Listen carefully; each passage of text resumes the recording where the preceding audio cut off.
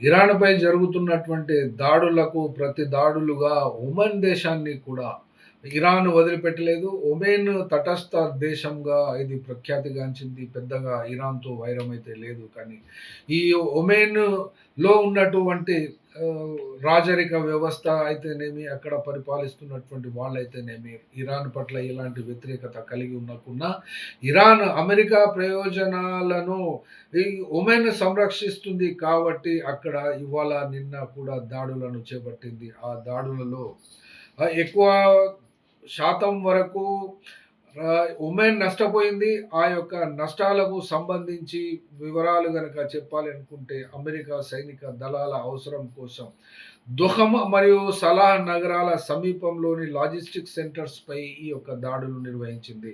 ఒమన్‌లో ఉన్నటువంటి American citizens సురక్షిత ప్రాంతాలకు కానీ లేకుంటే ఆ దేశం విడిచిపెట్టి వెళ్ళాలని అమెరికన్ ఎంబసీ విదేశాంగ శాఖ ఆ యొక్క ఒమన్‌లో ఉన్నటువంటి తమ పౌరులకు ఇది ఆదేశాలు జారీ చేయడం జరిగినది.